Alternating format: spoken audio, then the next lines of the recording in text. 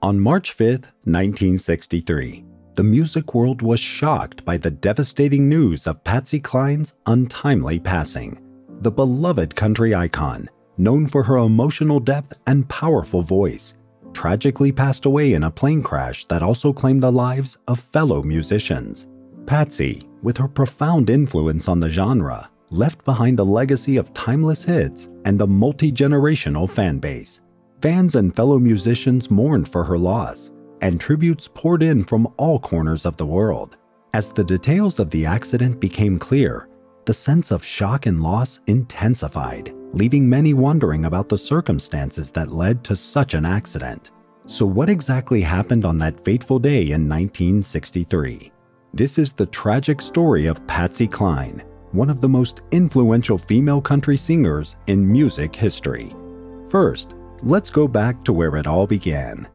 On September 8, 1932, Patsy Cline was born as Virginia Patterson Hensley in Winchester, Virginia, during the economic crisis.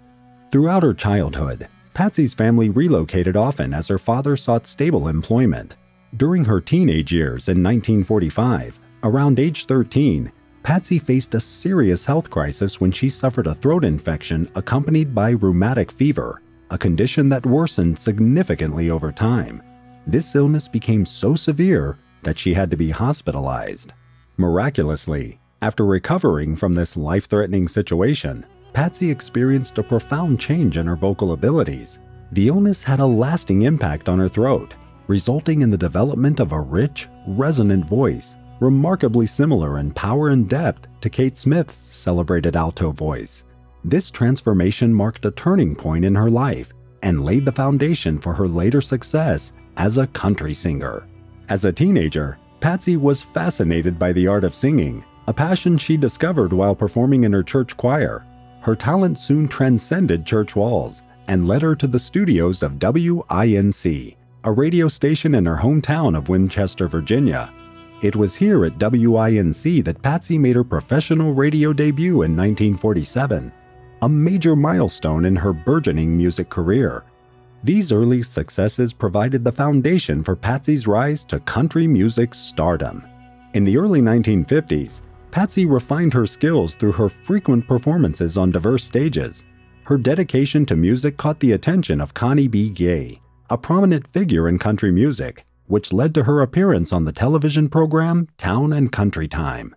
This was crucial for Patsy to showcase her talent to a wider audience.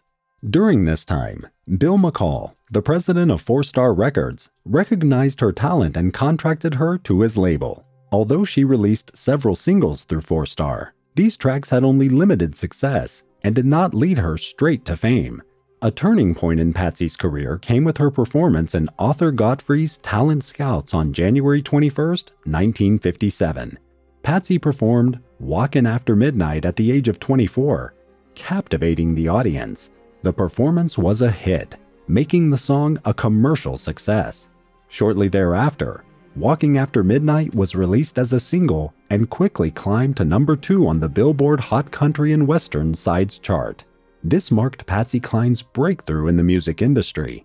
The success of Walkin' After Midnight was a pivotal moment for Cline and led to her becoming a respected member of the Grand Ole Opry, a weekly American country music stage concert in Nashville, Tennessee. It also set the tone for the future release of several iconic songs, including I Fall to Pieces, Crazy, She Got You, and Leavin' on Your Mind in the early 1960s. As Patsy's fame rose, a number of ominous events took place that cast a shadow over her rising career. On June 14, 1961, Patsy Cline was in a near-fatal car accident. The country singer was on her way with her brother to buy clothes when their car was hit by another vehicle coming from the opposite direction. The impact threw Patsy against the windshield, resulting in a cut on her forehead, a broken wrist, and a dislocated shoulder. Fortunately, both Patsy and her brother survived the impact. This tragic incident was not only a narrow escape, but also a harbinger of things to come. In January 1963, the country music community was shocked by the news of a fatal car accident of DJ Jack Call, affectionately called Cactus. To support his family, A benefit concert was held at the Soldiers and Sailors Memorial Hall in Kansas City on March 3, 1963, with performances by various artists, including Patsy. Patsy participated in the benefit performance and made her contribution to charity. She performed at 3 different shows, at 2 p.m., 5:15 p.m., and 8:15 p.m. All of them were sold out. Her last song was "I'll Sail My Ship Alone," which she had recorded the month before. After the concert, Patsy spent the night in Kansas City at the Townhouse Motor Hotel. The next day, as she made plans to return to Nashville, she encountered an obstacle. The Fairfax airport was covered in fog, making air travel impossible. Dottie West, a fellow artist, offered Patsy a ride with her and her husband Bill and suggested they could drive back to Nashville together. Patsy declined and reportedly said, "Don't worry about me, Hoss. If it's my time to go, it's my time to go." This legendary statement led to many rumors that Patsy knew her end was near. Patsy stayed an additional night in Kansas City and departed from the motel in the morning of March 5, 1963. Accompanied by her manager and pilot Randy Hughes, country musicians Cowboy Copas and Hawkshaw Hawkins, they made their way to Fairfax Municipal Airport. Randy Hughes, who had obtained his pilot's license in May 1962, just 10 months prior, was set to fly the Piper PA-24 Comanche aircraft to Tennessee. Randy had occasionally flown Patsy to her performances across the country. Before taking off, Randy received warnings about adverse weather conditions. Despite the cautionary advice, including concerns from airport personnel about the challenging weather forecast, Randy expressed confidence in his ability to navigate through the conditions and stated that he would seek an alternative route if necessary. With 3 country stars aboard, Randy took off at 1:30 p.m. from Fairfax Municipal Airport. They made a strategic stop at Rogers Municipal Airport to avoid worsening weather conditions before continuing their journey to Dyersburg, Tennessee. Upon arrival at Dyersburg Regional Airport in the late afternoon, they had successfully completed a significant portion of their trip despite concerns about the weather. Following a brief meal and weather discussions, Randy learned of the challenging conditions ahead, including limited visibility and high winds. Despite these warnings, the group was determined to press on to Nashville, eager to return home. After refueling with 27 gallons of fuel, airport manager William Braze approached Randy Hughes with serious concerns about the hazardous weather conditions. William emphasized the dangers once again, and even offered Randy his car for the trip to Nashville in an attempt to dissuade him from taking off. However, Randy disregarded the warnings once more, and they departed at precisely 6:07 p.m. Due to limited visibility, it's believed Randy experienced spatial disorientation, and suddenly, things went wrong. At 6:30 p.m., 20 minutes after takeoff, a deafening explosion was heard from the nearby woods in Camden, Tennessee. Witnesses from the area noted the sound of a low-flying plane descending at an angle of about 45 degrees, followed by a dull bang. By the next morning at 6:10 a.m. on March 6th, the wreckage was located, marked by a 3-foot hole denoting the initial impact area, with debris scattered over a 166 feet, 51 meter long, and 130 feet, 40 meter wide area. When forensic teams arrived, they discovered that the bodies of Patsy Cline, Randy Hughes, Hawkshaw Hawkins, and Cowboy Copas were severely disfigured. Immediately after the crash, an investigation was launched by the FAA. The investigation uncovered that N7000P had crashed in a wooded, swampy area approximately 5 miles west of Camden. Examination of the wreckage revealed that the aircraft was completely destroyed, and the engine was generating significant power upon initial impact with the trees. Evidence showed that at the time of impact, the plane's propeller was spinning at maximum speed, indicating Randy's attempt to regain control. The investigation concluded that the aircraft's propeller made contact with a tree at a height of 30 feet, 9.1 meters, above the ground while the plane was in a 26-degree nose-down position.